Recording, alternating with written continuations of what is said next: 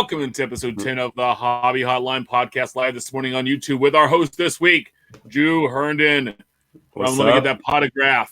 Mike Sommer. Mike Sommer from Wax Pack Hero Sports Card Mint, and Ben Wilson from About the Cards. I'm Big Shep from About the Cards as well. Just hopping in for a quick minute this morning. We are the Hobby's only live call-in show. We're live every Saturday morning at 8 a.m. Pacific, 11 a.m. Eastern on Periscope, YouTube, and Facebook. Follow us on Twitter at About the Cards. Follow us on Twitter at Hobby Hotline. Early. We're a podcast pretty much everywhere. So check us out, guys. Yeah. Welcome. What's in? I'm just here for a quick early giveaway. Eric Norton was our special guest host last week, and he gave us a hat that was autographed by a hockey player whose name slips my mind at the moment. It's an Upper Deck hat. It's all certified and everything. I said, hey, put a comment in, a positive comment. We had a handful of comments on the video. We had lots of likes. We had a lot of subscribers last week, but only 5 people wanted to win a hat. So we're going to give that away today. I'll get you in touch with Eric to do so. And then we'll hop right into this amazing show with these fellas here. But guys, how are you doing this morning? How is your Saturday treating you? It's going pretty good here. I get confused on the days now. They've all run together now, I think, for most people. But going good. How about you guys? Yeah, things are going well for me too. Having a good weekend so far. It's sunny here in Central Illinois, so it's nice to be able to get outside and do some stuff. And Mike has a mustache now. I do. I know. Last time he didn't have one, and now he does. Mike and I are growing the Corona facial hair. That's right. Yeah. So if I did a mustache, all I would need is like a 70s Chevy windowless van. Yeah, we'll see how long it goes. My kids like it. My wife hates it. Last time I grew it long enough to be able to curl the end. So we'll see how long we go. Guys, that is a $6 and a half. You had the mustachey. That's right. All right. I like it. Well, we dropped the link in the chats, so check that out to call in today and have some. We want to have some great banner today. We have some really good topics to go over, but let's hit this giveaway real quick. Absolutely. Pull this up here. And thanks for everybody that jumped in, of course. Yeah. So let me make this a little bigger here. Alrighty. So we have Theodone 3B Collection, Gregory F, Hamburgeron, and JP's Pack Breaks. We'll hit it 3 times, and then I'll get you in touch with Eric to get that hat. So we have random once, twice, 3 times, lady. Hamburgeron, congratulations. You are the winner, and I'll get you in touch with Eric. And guess what, guys? This morning, early morning, super awesome announcement. Doug and Dan from Mojo Break are a big part of our show. They're giving away a $75 break credit. Nice. We're going to get a giveaway going. So I'm going to let you 3 figure out how we're going to do that. I think we need to do that give it away on episode 12. Let's run it for 2 weeks. Yeah. And pop it up because I think one of them's on that week. So let's do that. I'll leave it up to you guys. Have a great show. Thank you for letting me hang out with you this morning for a few minutes. And Hamburgeron will be in contact and get you that awesome autograph hat. All right. Well, appreciate it, Chef. All right. I'll see you later. Have a good one. All right. Well, welcome everybody. And congratulations to the winner and everything. But yeah, guys, what's going on? It's it's funny. It seems like the world may have completely stopped, but the hobby sure as hell hasn't. There's quite a bit of stuff that's been going on, and Ben, I guess I'll let you kick it off because apparently there was some stuff on Twitter that I saw a little bit of, but going with Tops has to do with some checklists that I guess, what is it now? You completely changed the game on checklists. What's this that I'm hearing? Yeah. So, we're all aware that over the last couple of days, couple of weeks, we've started to see a lot of products pushed back. Bowman was supposed to release this month. It's been pushed back to the end of May, which is all tentative. Quite a few big releases have been pushed back to June 24th, which I believe is just like a holding date right now for Tops to kind of manipulate moving forward or moving back. Because none of that stuff. I mean, that Stadium Club was supposed to come out originally, but now Tier 1 and a bunch of other big releases are all slated for that day. So right now, the release calendar across the board, all products, all companies, is all over the place. We just don't know what's coming out and when for now, because they Card Mundi is closed down, and yesterday Tops announced they had, I saw it with Blowout Buzz, I saw it with our friend Ryan Cracknell at Trader Cracks, had announced that Tops is going to do same day checklist release only. So using Tops Tribute, which came out yesterday as an example, you're not going to get a Tops Tribute checklist Thursday, Wednesday last week, which is something we're at least with Tops, we usually see anywhere from, couple of days early, maybe even a week early. Now they're saying same day only. And Mike had made a comment on in response to what Ryan had said. I think he just basically said boo. I know he had also made another comment about, basically saying that, he's disappointed. And one of the About the Cards listeners, I'm sure he listened to your shows too, a guy named Tim had kind of said, hey, cool, they don't owe it to us. Right. And I said, yeah, they do. And he's like, no, they don't owe podcasters. They don't owe breakers. They don't owe collectors checklists. And he's very adamant about that. And I basically just said, we're not going to see eye to eye on this, but I explained why, in my opinion, they do owe it to us, right? We need to know how to allocate our finite resources, and breakers need to know how much to bring in. And, guys like Brent Williams, who opens up a lot, needs to know if that checklist supports the upfront investment of X amount of dollars and on X amount of cases. And, I know, Mike, you break product. Do you want to break such and such or not? Is it worth your time and effort to be able to see an internal rate of return to warrant that? And Doug and the guys at Mojo actually have a really good question that I want to jump in and ask real quick to you. Is, have they announced if that was just temporary? Okay? So the thread that lasted, I don't know if Mike hopped in or not. I didn't see any comments from him, but he was tagged in it on Twitter. Lasted for about an hour, and a few people hopped in. Good conversation. It was just a good debate, and I was very vocal. And what I had said when I commented is that on the surface, I was a little disappointed with that announcement, because in my opinion, the fact that we actually got a nice checklist from Tops a week out was a differentiator for them compared to their peers. And that was something that they were doing very well. And those checklists, man, they're great for breakers. Breakers need that. And just think of all of the free marketing that all of us podcasters and bloggers and everything are giving them by having that checklist a week in advance. And so I had just stated, on the surface, I'm disappointed. I didn't see the press release, so I didn't see if there was full reasons or details given or parameters or anything. So I was withholding a little bit of judgment, but just wanted to say, I really thought it was an advantage when Tops gave us that checklist. And so that's what I had said in my comment that prompted some of that thread. So go ahead, and Ben, and tell them what happened next. Yeah. So I had to hop on a conference call at work about 4:00 Pacific time yesterday, and sometime about a half hour, 45 minutes after that thread more or less kind of stopped and the conversation stopped, Ryan came back out a second time and said, I'm paraphrasing, basically Tops has backed off and they're going to do it status quo. They're going to continue to release checklists before the release due to a lot of negative feedback and concerns in the hobby. I don't know if our thread, Mike, had anything to do with that or not. Right. We don't know what they see and what they don't see, but I would like to think that they're at least listening to whether us or others and saying that there is a demand for this checklist, premature before the release comes out. Regardless of your, part of on the ladder, right? We're all a little differently in what part we play. And, our friends, Doug and Dan, co-hosts of this show, they need that checklist earlier. Yeah, and he's going to come on. I believe Doug's going to come on here in just a little while, in about 30 minutes or so, to discuss that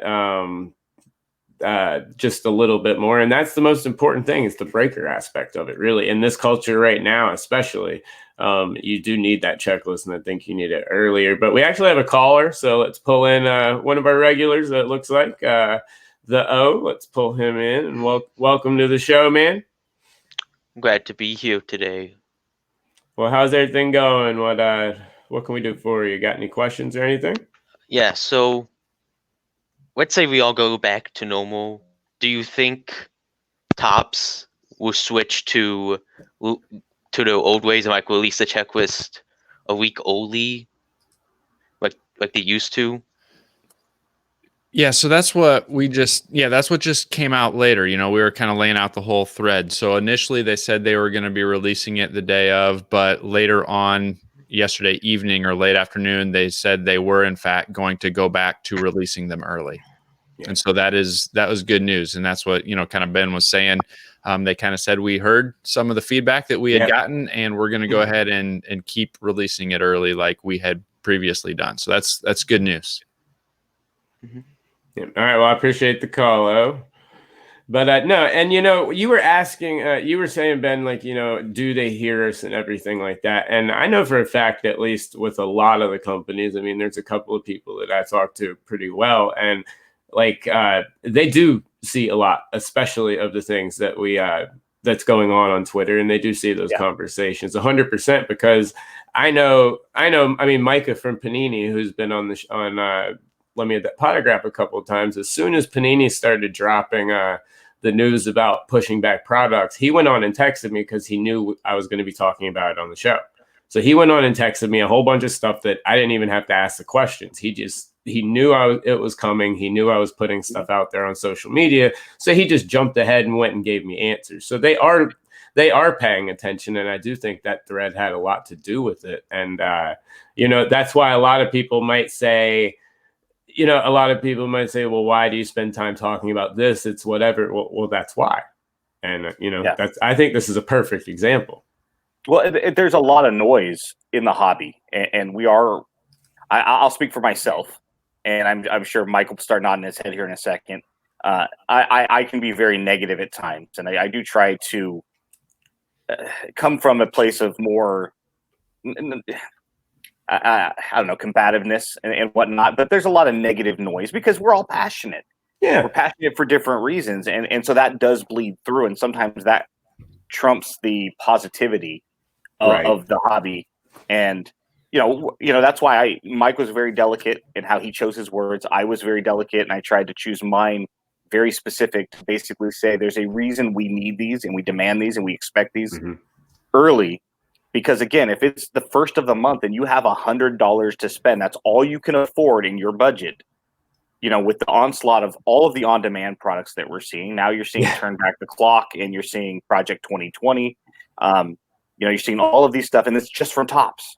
We're not even getting to Panini and Upper Deck. Right. It's just baseball. We're not even getting to football and hockey and basketball. And then, it's one of those things that there's just so much noise out there of negativity that they do need to listen, and who they choose to listen to is very particular. And I'd like to think that a show like the Hobby Hotline here, and all of our shows respectively, lends a little bit of voice and a little bit of credence to, basically we can kind of funnel that noise into one medium or multiple mediums individually and kind of, get that voice heard, hopefully. Yeah. Mike, anything to add? A lot of people talking about that mustache right now. I think that's the hot topic of the day right now. Hot topic, I think part of where I was going is, I tried to be constructive with the feedback. And I think sometimes the passion that we have as collectors can come through in a negative light, or we default to somebody's an idiot or some company's an idiot or whatever. And we can default to the negative side when sometimes the constructive feedback is more well received, because people can see that you put some thought into it. In my day job, I often would talk with my teams and say, I want you to tell me when we have an issue. I want you to tell me when we have a problem, but it's best if you can come with a solution and you can come with some reasons and some rationale on how we can improve the situation, not just with a complaint. And so I think we did that a little bit yesterday, or that's what we were trying to do yesterday, is say, here's why we think it's great. Here's how it helps us to have those types of things. And here's why that's important to us, instead of just calling names. And I think that helps when we can deliver feedback in that way. I think it just helps in general. No, I 100% agree. And guys, please, once again, the link to call in is in the chat. Call in and give us your feedback, or if you have any questions about anything in the hobby, please let us know. But, Mike, you were saying about just reverting to the calling names and stuff like that. And I do think, I found the thread finally and was able to read through most of it. And the way it was handled, when they see stuff that's not the name calling and they're not the trolling, that's the stuff they're going to pay attention to. If you see a thread where there's 300 comments and they jump in and the first 15 or 20 are nothing but a whole bunch of people getting pissed and yelling about redemptions when it has nothing to do with redemptions, and just BS and just whatever's on their mind that they're angry about, they're not going to pay attention. But if they look and they see an honest discussion and they see people that are taking the time to try and and making valid points and having an honest discussion about it, that's the stuff they are going to look at and they are going to pay attention to. And we've actually got a caller, and it's one of our favorite guests of the Hobby Hotline, and it is Uncle Rich Klein joining the show. How y'all doing? Hey, Rich. Good morning, Richard. There's no masters, but we'll golf clap anyway. What's going on? How's it going, Rich? Things are good. I'm in my office. As you can see, I'm surrounded by donations that I process every day for our synagogue show. Somebody brought us another big load yesterday, so I'll stay for a couple of hours, process them, and then go back home. But I just wanted to say, and we can talk about other things too, how important Mike's mustache is too. But that actually is important, because talking about Mike's mustache is a harmless way of being part of the community. And as I like to say, there's nothing really essential about baseball cards compared to the grocery workers, the first responders, the medical personnel. But within our ecosystem, we're incredibly essential to each other. And doing programs like this where we can talk to everybody is truly a blessing. And, I think we're all blessed. We're able to do this. We're all reasonably healthy. We're enjoying our lives. We're all finding ways to stay in the hobby. So that's really all I wanted to say this morning. We can talk about important issues like tops and checklists in a few minutes. Thank you. Yeah, thanks. I think you're right. I think, part of that hobby community and part of the enjoyment that we get from this is one of those things that we're all still able to do. We're able to do that from home. And so I think bringing each other a little bit of an enjoyment or a distraction from some of the other things that are going on is one of those big benefits that we've got in the community. I've noticed from looking at Twitter more and more, we're actually drawing closer as a community. I'm seeing less Twitter fights. I'm seeing less Facebook fights. I'm seeing more togetherness. Like, hey, you need something. Let me help you. I'm at home sorting cards. I've got cards for you. Yeah. And I've got cards for you. And I've got cards for you. And Ben, somebody God knows how much I have. And I don't think there'll be any of the inserts you want. But somebody just gave me a bunch of 2020 Donruss he broke. I think he kept all the autographs, but there might even, and it'll take me months to go through everything, but there might be something. I know you've been working on your Donruss Baby Shark and something else insert sets. Yeah.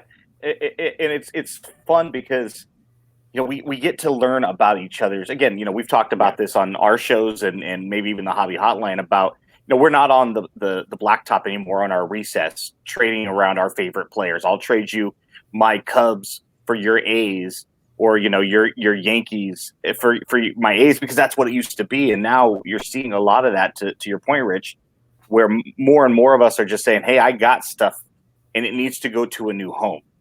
and I know that you're going to be the right home or the right caretaker. And, I get a lot of people that send me A's cards, and it's like, use it, give it away. Locally, I can always find homes with fellow A's collectors. So I don't mind homing that for a temporary period of time. And I think we are drawing closer. I mean, I love that point that as a community, I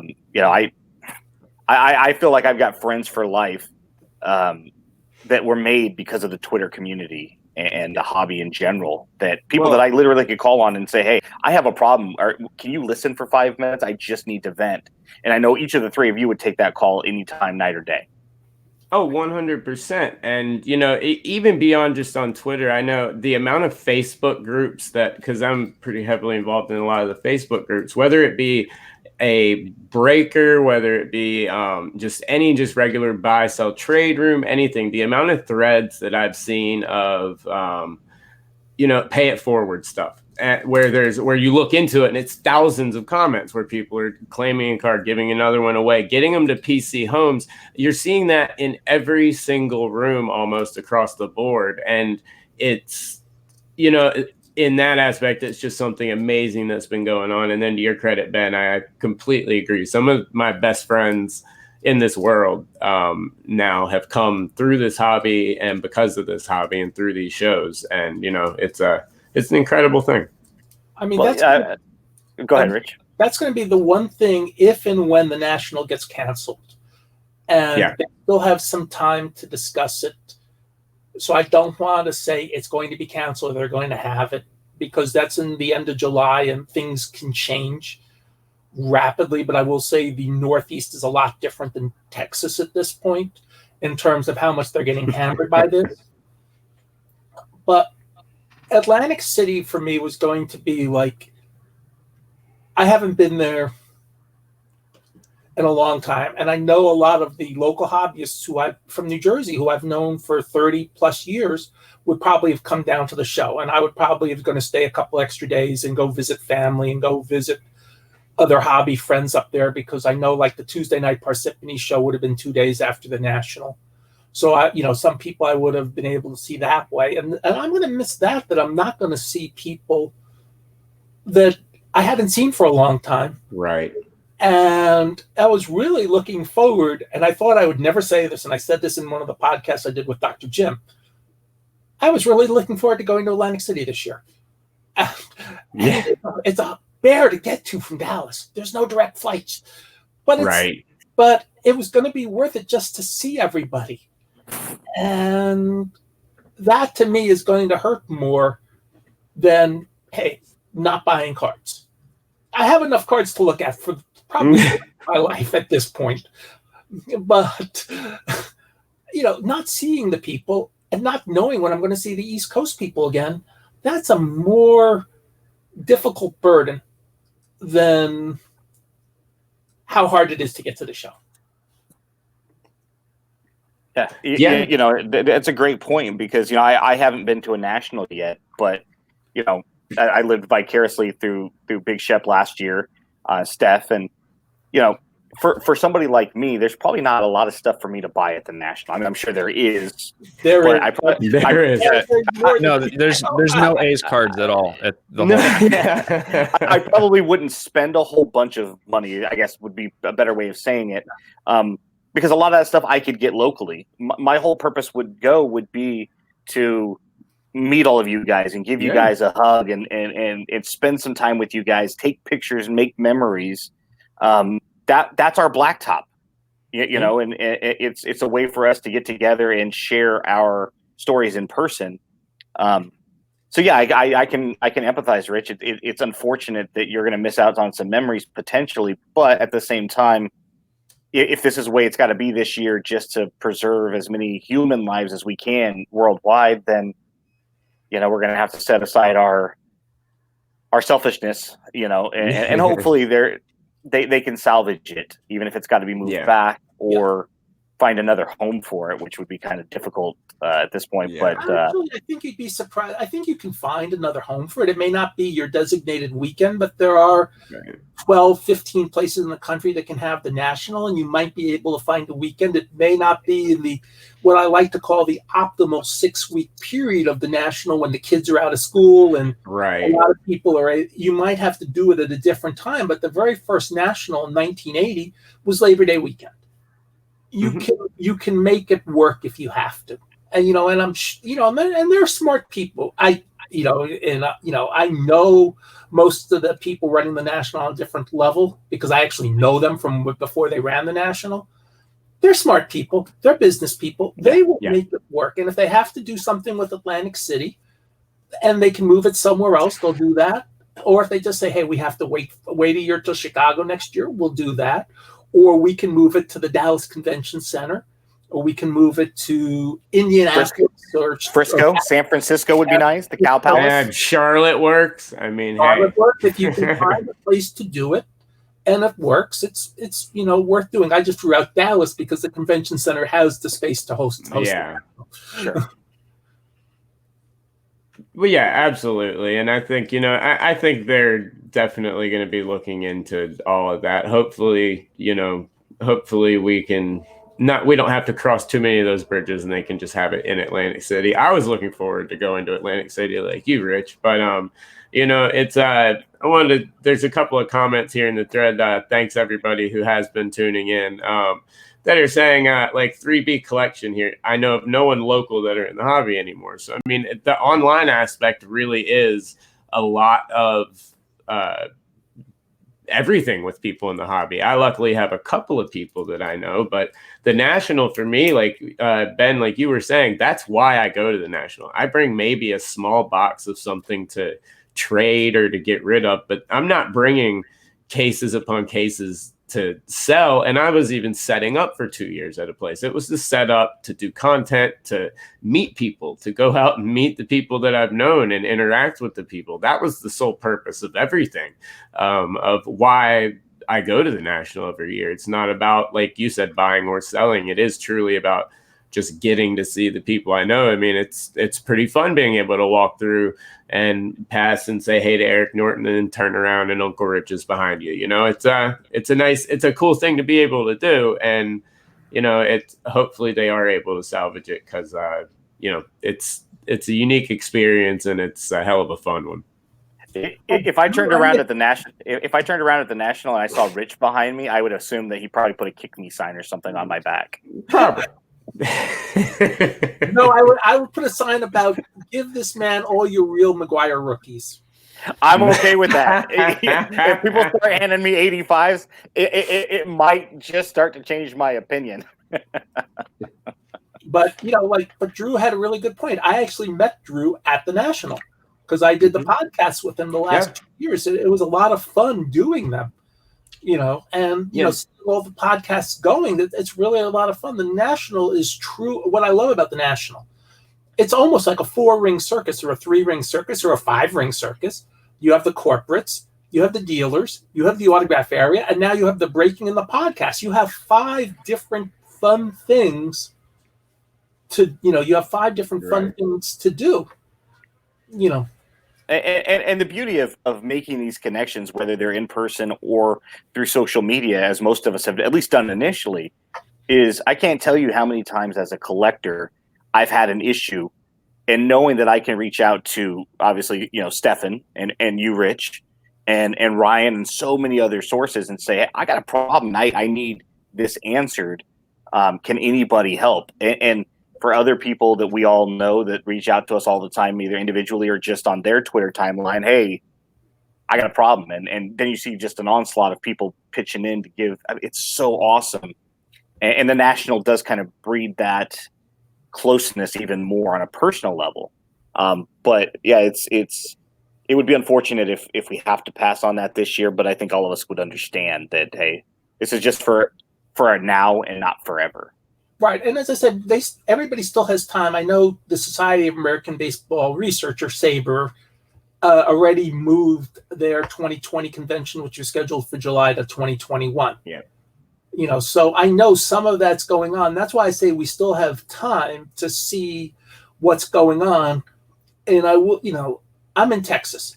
Texas is nothing like the Northeast. I talked to a couple friends of mine from the Northeast called me, and they're just in a different world than we are in Texas. We have issues, but nothing like they're having. Right. Well, Rich, stay with us right here, but real fast, just want to welcome in another one of the Hobby Hotline hosts from Mojo Break. Looks like Doug's joining us. How's it going, man? Hey, what's going on, guys? How you doing? Good.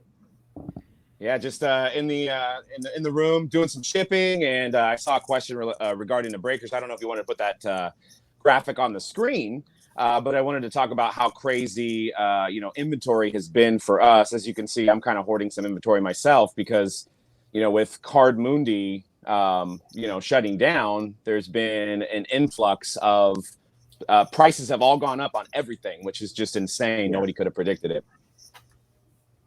Right, we all thought the prices were going to go down on stuff when there was. Right. That's what we thought too. Yeah, that's what we thought. Yeah, I mean, I'm literally waiting, and Doug, to your point, as soon as I heard about all that stuff, I'm literally waiting right now today for shipments of a whole bunch of wax because I tried to buy it as quick as I could because I knew in a week or so it was going to go up, and it's like I think that's something that's I think that's a great segue into a topic we need to discuss, and that's really what's going to be going on. And you being obviously Mojo being one of the bigger breakers around, a very big break company. You guys break tons all the time. What do you guys think this landscape is going to start looking like? Because I mean, with the prices rising so much, where are we going with this? Where does it go? Because the last releases have all dropped now that Tribute's out. Yeah, I mean, I feel a couple different ways with this. Like Flawless, particularly, I'm like cringing at the prices that we're having to pay for Flawless. I mean, we're talking about closer to $5,000 retail on a case of Flawless, and the value is just not there for the consumer. So I think a lot of us breakers need to make the decision if we're going to bring it in at that price, because it just trickles down to the collector, right? So, Panini built that product to be a, $3,000 a case product, not a $5,000 a case product. So there's not magically cards that are worth more just because the product's worth more. You know what I mean? And if anything, I'm seeing singles, they're not even comparing to the National Treasures RPAs early. We'll see. It's only been out about a week now, right? So it's just... so that's one thing that I'm like kind of really choosing on what I buy, because at the end of the day, it's going to affect my customers and our consumers' wallets, right? So you got to really kind of see what you're really going to want to do on that. I think there's enough products and enough things to get us through. I mean, there's several years of product. People can do buybacks. I think there's ways to make sure that you or breakers have product. Well, and to your point about the fact that you have a product designed at a certain price point, and now I can't hear Ben. I can only hear Drew.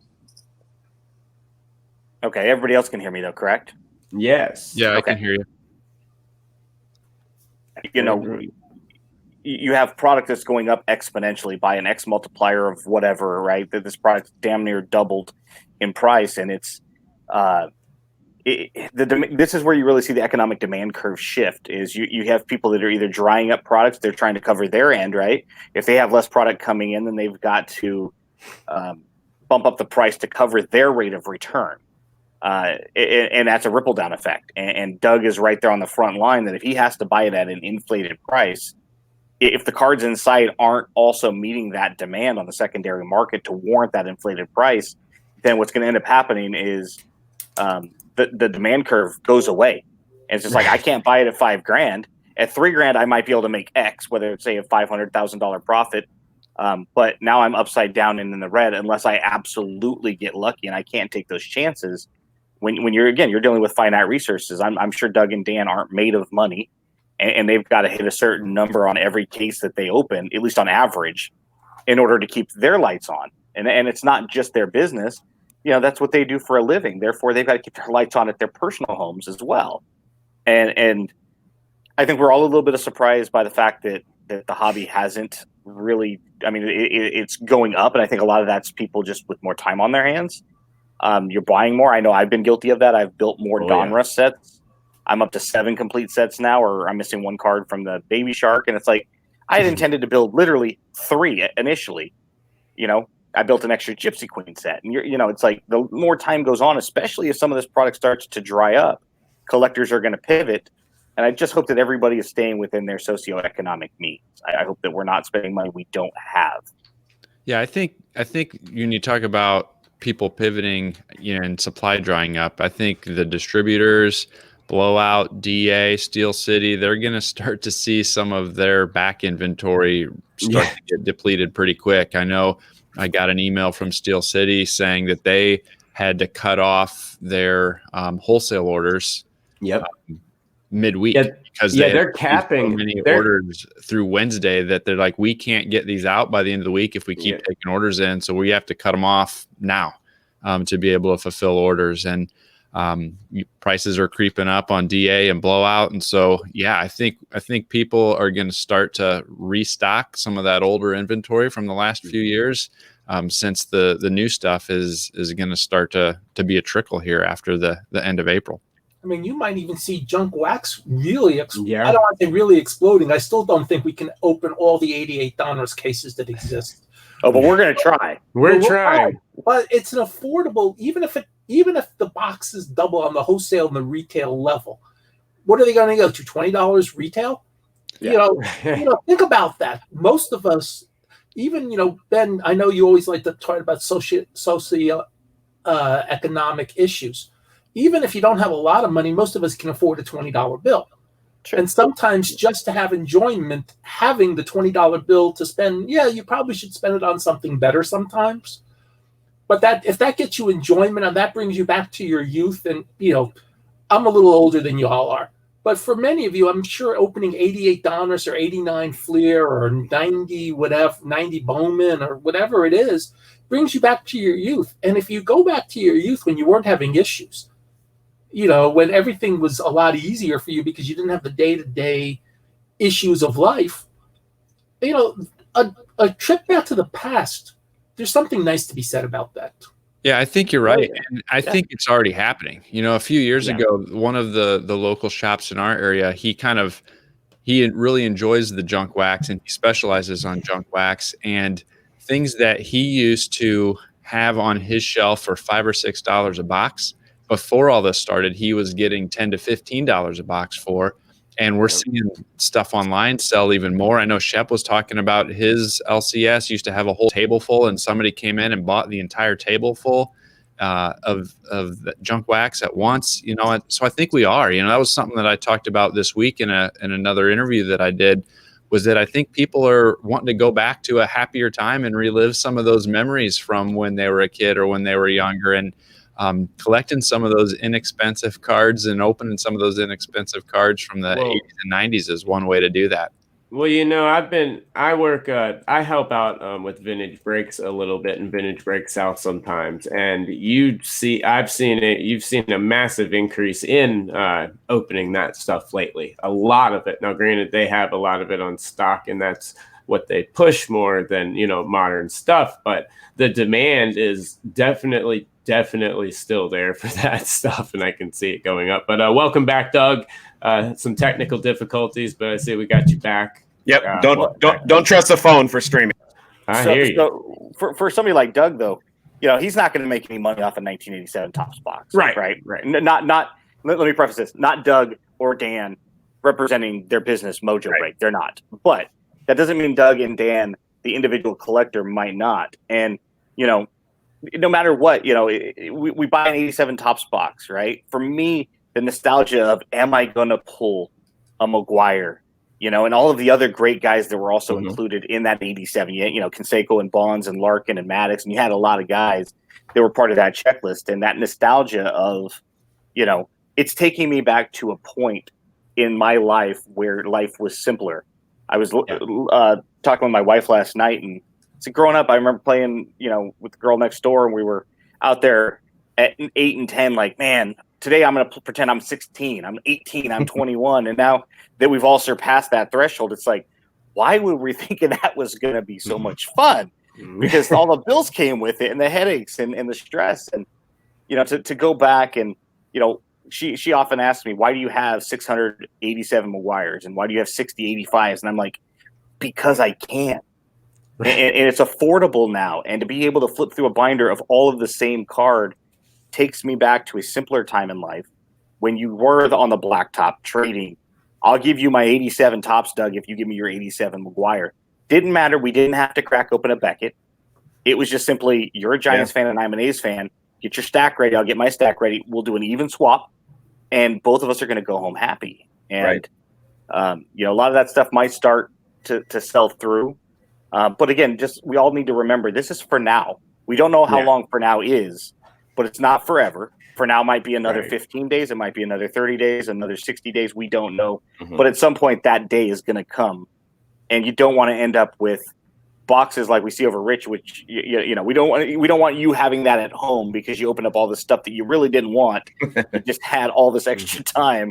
Now I'm the recipient of all that stuff. You are, absolutely, right? But I also give a tax receipt sheet, and it's and for everybody it's a win-win. Okay, I don't have this stuff at home. Rich can take it, but I'm thrilled because if and when we have our next synagogue show, I may not be able to go out and get as many prizes in person. So I'm going to suggest, hey, we give everybody 2 bags for their first donation instead of 1. Just because we don't need, I think we have about 2.5 million cards right now. Wow. We don't need 2.5 million cards. Right. It's even that for us is more than the lifetime giveaway for what we have. So we're, but I think that was a great point of, hey, the legacy of the guys from the 80s and even early 90s is complete. We know their history. And unless somebody does a Bob Uecker and becomes a commercial guy and a TV star, for the most part, it's done. Right. And the history of the people you grew up with. And I think it's kind of cool in a way that we know our history. The people nowadays, the Yonder Alvarez's, even the Mike Trouts, we're going to lose a part of their history. But, the 90s, we know Ken Griffey Jr.'s history. We know Frank Thomas's history. We know Kurt Schilling's history. We even know Mark McGuire's history, in 1998 and so. We know the history, and it's not going to change. I mean, we can do some revisionist history. 73 homers is still 73 homers. Right. Period, end of sentence. And we still have cereal bowls that I used when I was a kid up in the cabinet, and I put my boys in front of the television the other day. They're watching the original Teenage Mutant Ninja Turtle cartoons. They're eating out of the same cereal bowls that I ate out of with my brother. And I'm looking down. My older son, who's 6, spit an image of me at that age.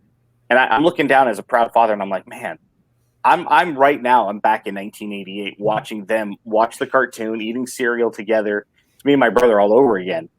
And I think that's where the opening up the packs. Tim and I did that at a show. We opened up a bunch of 87 Topps out in front of where the show was taking place, and we were 8, 9, 10 years old all over again. Even if for a few moments we can set our jobs aside, and Doug opens up product all day long. How does he get that release within the hobby? Maybe it's going back and opening up a product that takes him back to his childhood or a simpler time where he can set aside Mojo Break for a moment and say, I'm not Doug of Mojo Break. I'm just Doug, the unfortunate Giants hat wearer. and I'm watching this, and I love seeing we're all different in our ways. We're all joined together. Drew is almost like a hobby aggregator. He's the producer of the show. He gets it together. He runs it. He's the chief cohort of our thing. Mike does a great job. I love listening to his podcasts. He's also figured out how to make the hobby work for him on both a personal and financial level, where I'm sure he's adding to his collection by making it self-sustaining. And there's something about having the I don't want to say ADD or ADHD, but there's something about having the discipline Mike has to break everything down, whether he's selling on sports lots, whether he's selling on ComC, whether he's selling on eBay, whether he's selling at a show, whether he's then disposing of the rest of it, as a lot. He's got a lot of discipline to break everything down. Ben, you're an A's collector, and you're a very vocal A's collector, and you love doing what you love to do with the A's. And I don't know if I want all. If there's a guy like Henderson in Project 2020, I don't know if I'd want all 20 cards either. Yeah, well, and then we have Doug from Mojo Breaks, and his business model is breaking and getting it into collectors' hands and pleasing more people. So, and I, at this point, I'm working for ComC, and ComC is, in a sense, doing all 5 of these things. And, so we're all doing different things within the hobby. And I saw Eric on either last week or 2 weeks ago, and Beckett's doing what they do, which is, finding ways to utilize the hobby to do various things. And I think that's really cool that all of us have a common interest, and yet we all do different things. And I'd love to hear what Mike has to say. Yeah, I think you hit it. I think that's one of the big messages that I try to get across to anybody who asks me about returning to the hobby or what they should focus in on or what they should collect. And I said it really depends on what your goals are and what you enjoy, because there's enough room in the hobby for all different things. If you love brand new things, if you love just a particular team or a particular player, if you want to just collect to put things away and enjoy them, or if you want to try to make a little money off of it too, there's paths for all of those options, and platforms to buy and sell cards for all of those options. And so, there's room for break, there's room for flippers, there's room for pure collectors in this hobby. And I think that's one of the great things about it. Or there's room for people who just want to focus on things that were produced from 1980 and earlier, and don't even want to do or mess with new things. And so there's room for so many different interests all within this hobby. So, to follow up real quick, Mike, to your point, because that's an excellent point, is to be able to find out, hopefully as quick as possible, which consumer segment or segments you're a part of is important, because so many of us take a couple of years when you get back into the hobby or into it for the first time, and you're doing this and that. I'm buying into a break with Mojo, and it's random, and I don't know what teams I'm going to get, and then I get them, and I'm like, all right, well, I'm going to wait for a pick your team, maybe, or pick, I'm going to pursue a player or team sets or full sets, and we've all had to go down that path and pivot and make mistakes, and the sooner you can find out who you are and where you want to be. I was talking to somebody at work just yesterday, and she's like, "Do you sell cards?" I said, "I do not." It doesn't take anything away from, say, what Mike does in a self-sustaining hobby. I need Mike, because Mike's going to open up products that I'm going to want to buy, and I need 50, 100, 300, 1,000 of Mike's. I need guys like Mojo and all of his clients that the collectors that buy, whether they keep them for themselves or they're going to want to get their money back on the secondary. They're gambling and speculating for that big hit. I need them. And to a degree, we all need them. And it's that ecosystem that Rich was talking about. We're all a part of it. You just need to figure out which part of it you are, or which part. You might be more than one. And that's quite fine. Just, when you start to get into, I'm this, and this, and before you know it, you have a bunch of stuff. And then, your room does look like Rich's room right at the moment, where you have all this stuff. And you're calling up Rich. Well, guys, we actually have a caller on the line, so we're going to push StreamYard to its limits and pull a sixth in. We've got James Hummel. Thanks for joining the show, James. Hey there. Hey there. So how's it going, bud? What can we do for you today? No problem. Yeah, you're good to go. I don't think I can hear you, Drew. Anyway. Can you hear anybody else? You're not missing anything. You're not missing anything. So sorry to change topic. I don't know if you guys got to this yet, but let's hear some more thoughts on Project 2020. What about it specifically? Just anybody buying? Yeah. I bought the Ricky Henderson Ichiro package. I like the Ricky Henderson, but other than that, I thought some of the cards were pretty dumb, but I like those 2 cards. And thanks for calling in, Jason. We have to go ahead, Drew. Well, no, I was going to say, I think the idea and the concept was a really good idea, but I think that I don't know. For one, they marketed it. They really did it the wrong way by not saying a single word about it, announcing anything that was coming, and then just flooding social media with a million photos of this stuff. You can't do that with collectors. You need to prep them a little bit if you're going to do something that drastic. But this is 1000%, at least in my opinion. This is totally geared towards the people that the influencers and people like Gary Vee and from the shoe game, the outside people that may be coming in that are reading Forbes articles about record-breaking sales, people that are checking out these investors on YouTube. That's what this stuff is geared towards. I think people from other hobbies, trying to pull people from those into it. I do not see now. I will say, like, the Ripken I thought was actually pretty cool, and I think some of them are okay, but they did it the really wrong way by just throwing out. I mean, they flooded the advertising with this stuff immediately. For me, I haven't bought any, and I'm not sure that I plan to. And for me, it's a price point thing. If these were living set prices, I probably would have bought every single card. Yeah. And I probably would have got all, 400 cards. Right. But at $20 a piece, I'm out. I don't like them enough to pay that price. And so I love the concept. I think it's a creative take on some of them. You know, some people are going to like better than others. And I think that's just part of it when you have 20 different artists, you know, coming up with 20 different versions of a card. But at living set prices, I would have bought every one. At $20 a piece, I'm not going to buy any. Yeah, there's a Mariano Rivera one where, you know, we all know it's the old the Bowman picture of him. And he's leaning up against the wall, and somebody had done Rivera from the backside with Yankee Stadium above him. And that card is not released yet.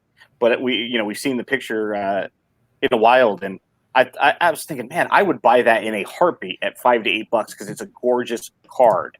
And I've ventured outside my own PC for Topps Living, buying some of the non-A's players. At $5 to $8, this is a very affordable and palatable set to go cherry pick whatever you want outside your PC or expand your PC to another avenue. But at $20, it's hard enough. And I'm sorry. I mean, I bought the McGuire. My dad bought both Ricky Hendersons that have dropped so far. But as much as I like some of the other ones, I can't personally do it because I just don't have the resources. But the art side of things, $20 isn't really anything to them. Dropping $400 or more on their favorite artist. The artists are promoting these on their personal pages, you know, whether they be Twitter and Instagram or their own websites. Even one of the artists made a comment about, hurry, buy it now because, time is limited and there's only a few left, which, we can all look at and kind of snicker at because we know it's an on-demand, print to order product. But hey, I see him working. Maybe he's getting paid commission and wants to pump his numbers up. That's fine. But at the end of the day, it was a great idea in a conference room. But I think where they missed their point was, who is your buyer and where is their socioeconomic class? Because I would like to think I am their buyer, as we all might be to a degree. I'm going to want all the A's ones, right? And you're going to have other people that are going to be like, there's no Cubs, I'm out. There's nobody for me to collect. And so whether you're a player collector, a vintage collector, and you want a reimagination of the 54 Williams and the 55 Koufax, 59 Gibson, they're available to you. Buy what you like, buy them all, buy none of them, whatever. But at $20 a piece, it's completely, at least within our hobby, they misjudged our market considerably. And maybe they don't care. Maybe they said, hey, it's the art people that we're after. Well, but it's crazy. They're selling well. Like if you look at the print runs, they are comparable, if not printing more than Living Set right now. And the secondary market is kind of crazy. I was just looking this morning, and the first two, the Koufax and the Ichiro, they're selling for about $100, and that's just the base card. It's not even the artist proof or anything like that. So it's yeah, you're right. Collecting all 400 cards, forget it, right? Like that's a pipe dream, right? Especially for a regular collector. I'm looking at it from the point of view, I'm starting to really dig a couple of the artists. So I'm going to go and collect the artist, right? The 20 cards from a particular artist. But what have you guys thought about? I don't know if you guys are following what's going on with the AP cards, the artist proof 20 silver framed cards. Have you guys been following what's going on there? No, I haven't in particular. I saw that there was a 1-of-1. Somebody got the 1-of-1 Trout. Yeah. And they're asking $5K for it. Yeah, Twins Jake. He's a big Topps Now Living Set on demand buyer and seller on eBay. really good guy. But so there's bots. If you can believe it, the shoe bots are being used to buy the AP cards. Right. And they're selling out. You can't get them. There's just zero chance to getting them because they're buying up. I'm hearing rumors that Topps is putting a stop to that, which is surprising. One thing to keep in mind, James, is guys like Jake, because he's a platinum member and he buys so much, he gets this stuff before we do if we're not platinum members. So he has access to them. And what Jake will do is not these. I'm pretty sure. I could be mistaken, but I talked to somebody, and that's how they explained it to me, that they are getting the artist provide. I might be mistaken on this. I know that's what happens with Topps now. That a lot of the limited print runs. No, he gets the platinum, all the platinum. I talk to Twins to Jake all the time, and I know quite a few of the other platinum card members. Platinum members, but they get early access to the autos and the relics for Topps now. Not the top project.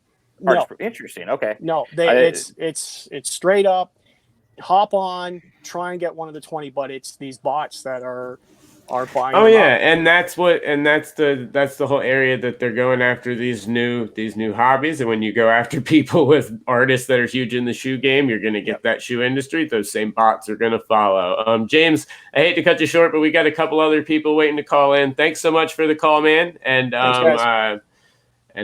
good luck and stay safe and healthy, bud. Yep. Can I throw in one quick comment? We're talking absolutely. About art. We're throwing about art. And I was just realizing that these cards from the 50s that I grew up wanting desperately because they were, out of my league in many levels.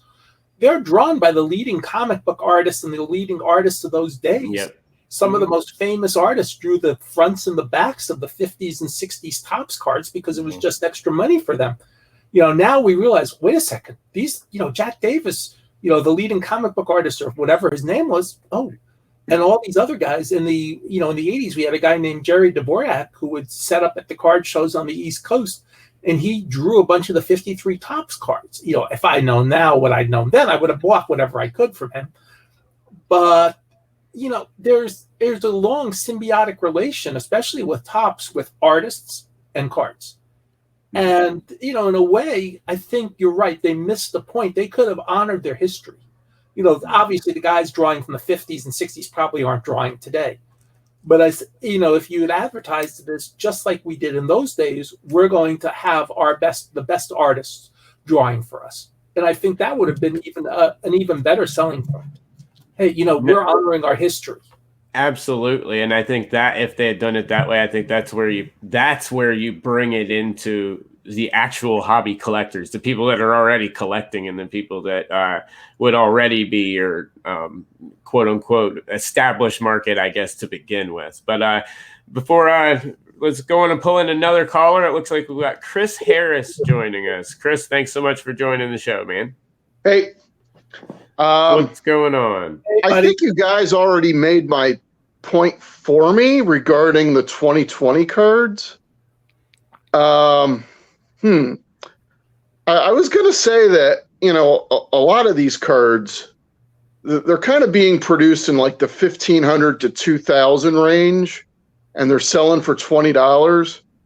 And would you pay $20 for an insert of any one of these guys that's serial numbered to 2000? No. I wouldn't. I mean, a card of like Ted Williams coming from this year, you pull it out of a pack from this year, right? And you get like a Ted Williams or a Tony Gwynn numbered to 2000. That's like maybe a $1 or $2 card. So yeah, that's in a fire sale. I really don't get why these cards are selling for like 40 for like 2, 3, 4 times. Yeah, well, I had a question for you guys. What do you think they're selling so well because the times that we're in, where everybody's glued to social media and they're seeing it because a lot of us aren't working? Do you think during a normal time these 2020 Topps would have such high sales? Yeah, well, I think the novelty of these being art cards has something to do with it. Yeah. I think somebody pointed out that some of these artists are more popular than others. And if you've got a really popular artist and they have, let's say, let's throw the number 10,000 people who would want anything by them out there. Yeah. And they only make 5,000 cards. Well, that's the simplest supply-demand curve in history. Yeah. I don't even have to be like Ben with graduate degrees in economics to know 10,000 people wanting 5,000. Hey, I got one of those too, And the thing I think it really is. I apologize. The thing I really think also is it goes back to that market of the people that they're marketing to. I think they're going so high also because a lot of the people coming in here may not be the most, let's be honest, if they're a big shoe collector, they may not be that knowledgeable on the card industry. If it's a big artist in the shoe industry that's making these cards, they might look at it. They're used to paying thousands of dollars for shoes. They're going to look at a $20, $30 card, say, oh, that's awesome, I want it. They're going to grab it. It's nothing to them. And so I think a lot of this could be the actual type of people they're marketing it towards. That's what I keep coming back to. Yeah, they're marketing it toward like the Gary V types and those carnival barkers. Well, yeah, and not collectors. That's kind of the point that we had made just a little bit ago too. Is the consumer market that you're designed to? I would love to know the blend. We won't know the blend, but let's go ahead and assume that it's like an 80-20 split. That 80% aren't even card collectors. They're a so-and-so artist collector, and this is just something that they can set next to their shoes or next to the jewelry or whatever displayed in their home.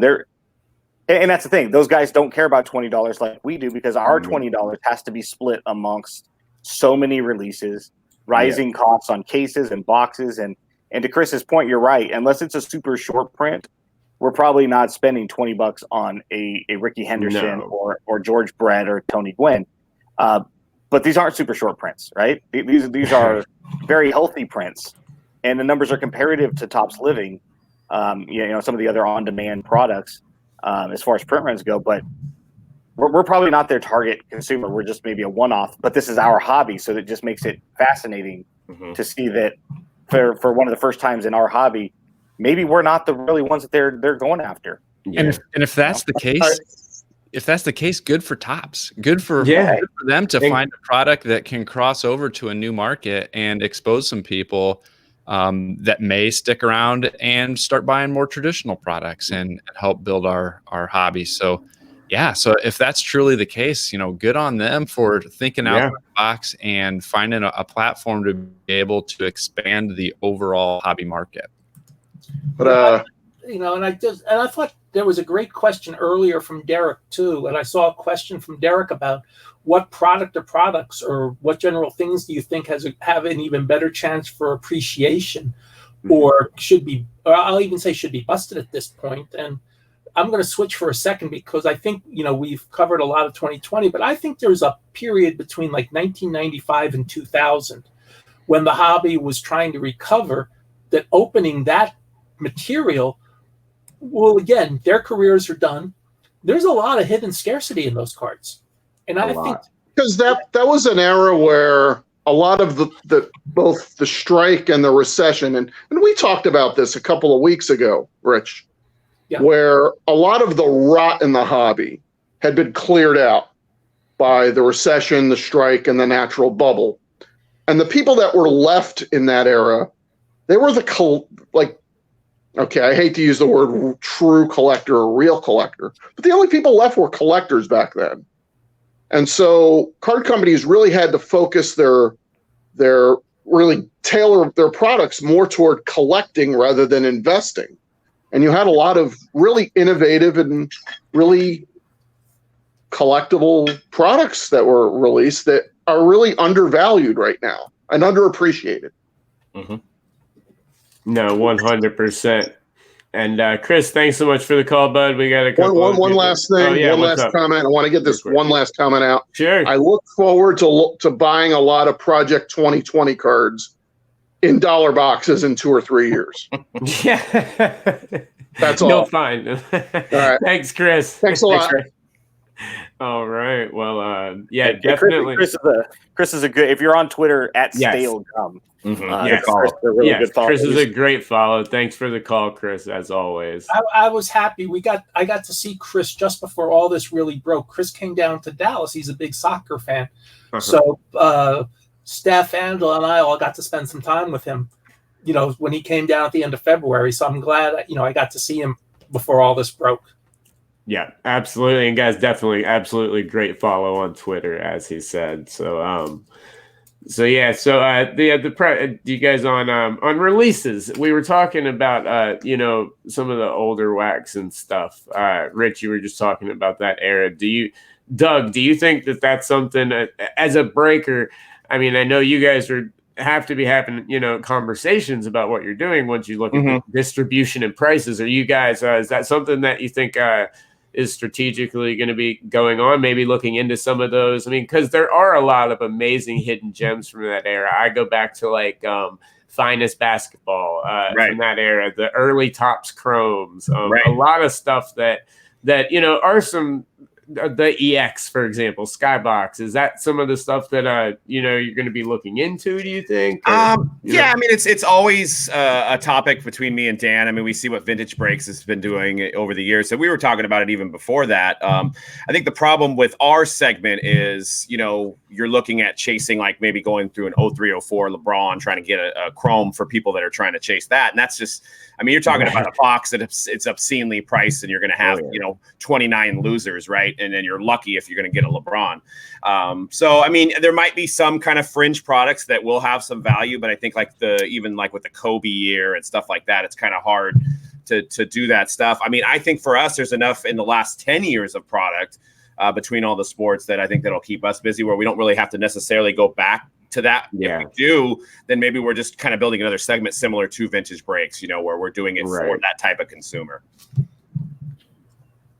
Mike, you saw a lot on sports slots. To me, that type of stuff looks to be, and other places too, to me, those products seem to be the ideal ones to put on, and I don't go on sports slots, so I don't know how much of that stuff's out there, but I mean, there's probably a bunch of hidden gems in, let's say, even the 95 to 2006, 2007 period that you could probably say, wait a second, there's an underserved market here. Yeah, I think so. I mean, I sell all kinds of base and inserts on sport lots, dating back from the 70s, 80s, 90s. It still sells. I still find people that are putting those sets together. And sport lots is another place that a lot of times people set their inventory when they get it. And it's a good place to find some of those hidden gems, because a lot of times people are slow to go and up their prices as things start to go up. And so, yeah, I mean, all those as base and inserts start to gain more popularity and are starting to make a resurgence. Sites like ComC and Sport Lots are great places to track those down at relatively inexpensive prices. No. And Ben, do you have headphones that match all different colors of shirts, or? I do. You like that, don't you? I do. I'm thinking about it, man. I color coordinated specifically for you. I was like, man, nice. I was putting my makeup on this morning, and I was shaved a little bit. I did. It all went on to Mike's upper lip, and I was like, I just really hope that Doug comes on this morning, and I can see his smiling face, and one of these days you're gonna be a big boy, and you're gonna get the right hat on in the Bay Area. Okay, all right. Hey, we might be in the same division if the MLB proposal works. That's true. You realize I'm the only person here not wearing a cap? Yes, because you got gray hair. Yeah, exactly. All right, yo. Well, it is little after 12. So, you guys have anything else you want to touch on today, or? I wrap it up. I just want to thank you all for letting me come on the show and blather. Always, Rich. Always. We love it. Love it. You're awesome. The O called in, and James and Chris Harris, and obviously, co-host Doug hops in, and Uncle Rich. Anytime Uncle Rich wants to hop in, open invitation. It's like we say, guys. There's 3 hosts that we have scheduled, but the show's about you guys. It's about everybody else. I want to fill this screen up with 6, 5, as many as we can all the time. We love it. That's what this is about. Right here is we talked a lot today about this hobby being a family, and about the good friendships we have. Well, that's what this show is. What we want to do with it. We want to bring everybody together, have some fun. Yep. And never be afraid to call in. And I think James is like, sorry to change the subject. It's like, no, we're just going to ramble until somebody wants to call in. And we'll talk about poignant topics that are currently affecting, either the recent past or the recent future of the hobby. But at the end of the day, if anybody's got a question, no matter how far off course it might be at that particular moment, that's the whole purpose, It's your show, not ours. We're here to offer and a platform. So once in a while, a hobby legend will hop in and offer his sage advice. He's kind of like our Gandalf the White Wizard.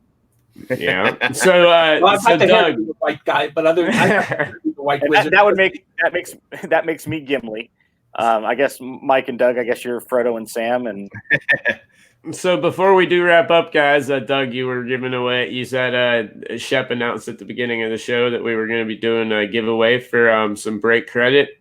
Apparently, we do need to set that up, guys. So, how are we gonna do this one? Well, maybe we could do a 2-week retweet contest to the Hobby Hotline account. Maybe what do you think about that? So get people to follow. One comment I wanted to make on the terms of family before we go too is that, I really appreciate, I followed a lot of people in the hobby, including all your guys' accounts. And, it's nice to go on Twitter and really not hear any bad news, because all my accounts that I follow, and I don't want to, that's what my escape from it. So I know other segments, other industries, you go on there and you just see all the bad news. A hobby, it's like we're talking about 2020 Project Tops and all this other stuff. And it's just great to escape. So I really appreciate the community in that regard. You're welcome. Yes, absolutely. It's been our pleasure, Doug. No, but we do it for you. I like I said, you got to bed in the morning, and I'm like, how can I make Doug's life better? My wife's awesome. Like, what about me? I'm like, listen, Doug comes first, honey. And then you know the rules when you married me. I know. Just take my card right now. So. There you go. Wait a minute. How much money's on there before I die? I don't know. I bought too much Project 2020, so probably not much. No, I'm kidding. All right, y'all. Well, we will put a tweet up and for and all the information to get that to enter and to win that break credit will be on, and we'll announce it on episode 12 here in 2 weeks. But yeah, sounds good. All right. Well, y'all, thanks so much for tuning in. To Mike, Ben, Doug, Rich, thank you guys so much. Everyone that tuned in, please give us a call in anytime, and we will see everybody next week. See ya. See y'all later. Yep. Perfect.